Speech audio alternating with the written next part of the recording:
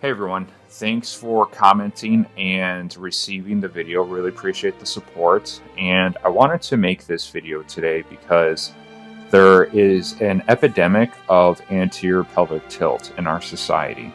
Sometimes it's genetic, a lot of times it's just due to sitting and inactivity with the lower abdominal cavity and the glutes. And this could have really serious effects when it comes to the longevity of your spine, the health of your body, or if you're in sports, this could also lead to further injuries in the hip flexor and the lower back and greatly reduce your rate of force production.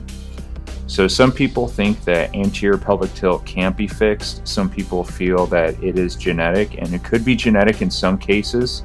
I have seen this before, but in my experience working with athletes that have this anterior pelvic tilt disorder, score really low in certain areas when it comes to the lower core test or the strength of their glutes. They're very deficient in these.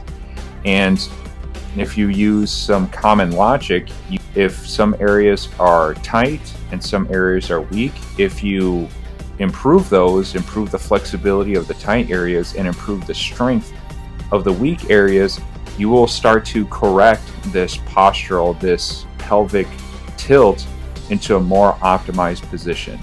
So in the video, I'm going to go over my step-by-step process of fixing this, optimizing this anterior pelvic tilt. This will take some time. This is not going to be an easy process. It's not something you're going to do for a couple weeks and you should be good. This may be something that you're constantly working on, always correcting, and it could take up to 4 to 5 months to really get a lot of benefit. But if you're experiencing issues with your hip flexors, if you're experiencing issues with your lower back, the process of fixing this should give you a lot of relief. And if you're an athlete, the process of fixing this will give you a lot of increases in your overall performance and longevity. So let's get into the process. So first, let's identify what the issue is. Anterior pelvic tilt or lower cross syndrome is weakness in the lower abdominal cavity and tightness in the hip flexors. And this creates an issue because the muscles that connect from the hip flexors go into the lower back, making the lower erector spinae tight and the glutes very weak. Now here is a model of what's going on with the pelvis, that there is an agonist and antagonist effect with the two muscle groups. The hip flexors being tight, which kind of arches the lower back, pulls the pelvis forward, and the lower abdominal cavity and the glutes help push the pelvis back into a more optimal position. So the strategy is we need to lengthen and stretch the tight muscle groups and strengthen the weak inhibited muscle groups. Before we start this process, it is best to get some sort of an aerobic warm-up done before we begin the exercises. There's a lot of evidence that indicates that getting the body aerobic helps the muscles stretch and extend and improve their range of motion and leave them more susceptible to physical therapy. So after we got our warm-up done, we have to lengthen and stretch this muscle group, the psoas, the iliopsoas, the rectus femoris, the pectineus, and the sartorius. Now, I'm not a huge believer in static stretching.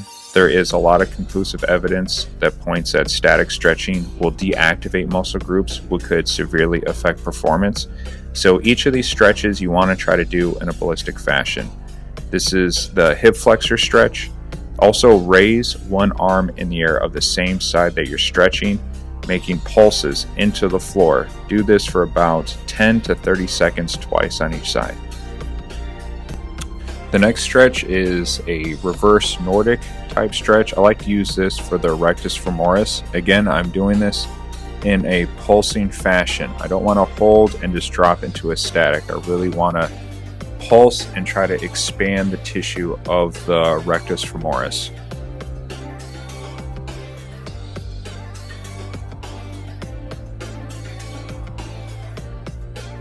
So the next muscle group we need to stretch and lengthen are the lower erector spinae.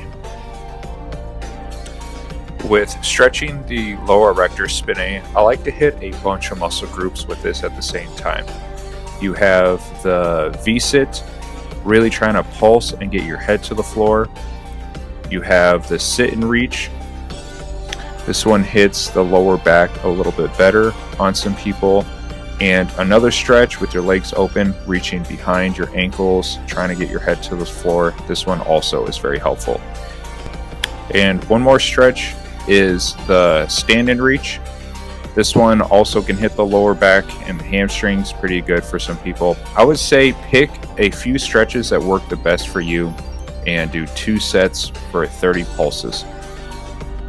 Now, if you're still experiencing severe tightness in the lower erector spinae, you can have a coach or a partner manually stretch out the lower erector spinae muscles using firm grip and really trying to pull apart that tissue. Okay, now that we have things stretched and lengthened that are tight, it's time to start strengthening the weak muscle groups. We are going to start with the lower abdominal cavity. Now, these are the abdominal muscles that are below the belly button.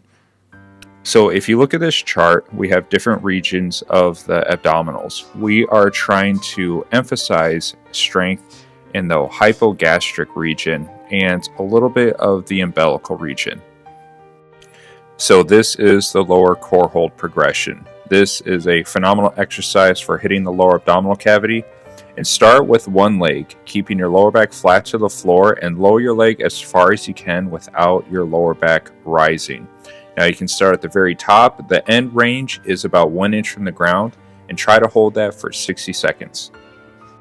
Do this exercise twice on each leg, and you don't have to make it all the way to the ground your first time. Everyone's end range is going to be different. Just make sure you hold your leg at the position so your lower back does not arch. The next progression is the leg raises. This one, you're going to do the same parameters, but for 2 sets of 20 leg raises on each side.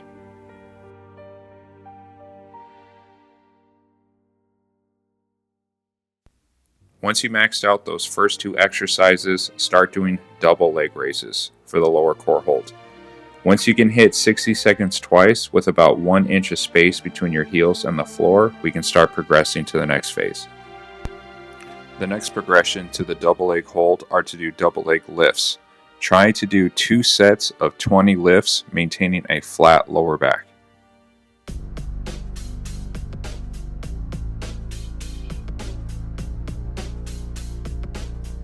Now, to further advance the leg lifts, try adding 1 or 2 pound ankle weights to each leg. If you can get 2 sets of 20 leg lifts by hitting 1 inch from the ground all the way back up, you're in a really good spot for your lower core. Now it's time to get the glutes a lot stronger. That's the second piece of the puzzle. So the first exercise we're going to do is an activation. You're going to have your knee in contact with the wall, pushing your knee up and down against the wall with your hand above your head. This will activate the opposite glute muscle. You want to continue this process until your glute is burning for 2 sets on each leg.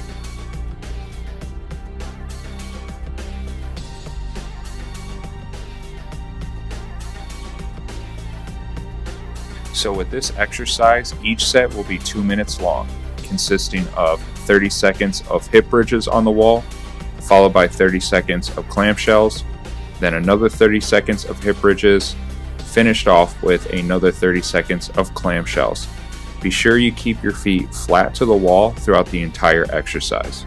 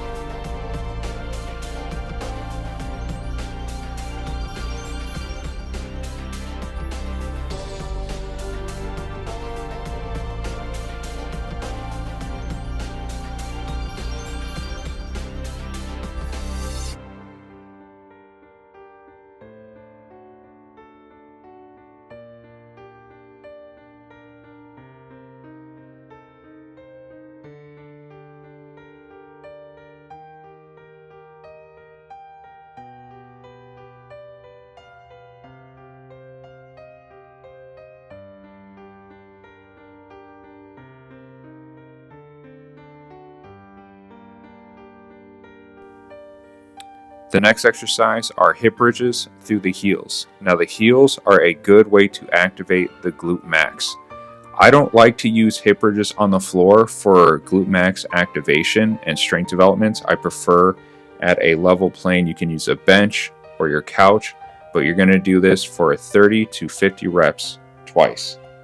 Then we're going to progress to single leg hip bridges, again pushing through the heel, 2 sets of 30 to 50 reps. Then to progress this, we are going to add a 20 or 30 pound medicine ball on our hip to add a little bit extra load to the hip. Be sure when you do your hip bridge that you're focused on contracting your glute max as much as possible. Repeat this exercise for 30 to 50 reps twice on each leg.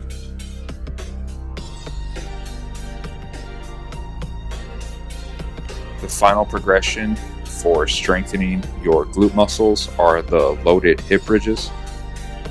Now you should only progress to this exercise if you've been able to make it through the other glute exercises fairly easily. This could take some time, so load it up lightly, get a feel for it, don't overload your back.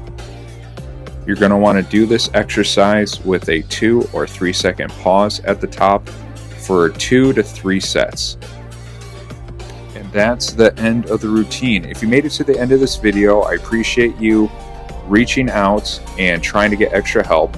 This is a difficult thing to get through, but if you're very persistent and if you work really hard at it, you can overcome and fix your anterior pelvic tilt.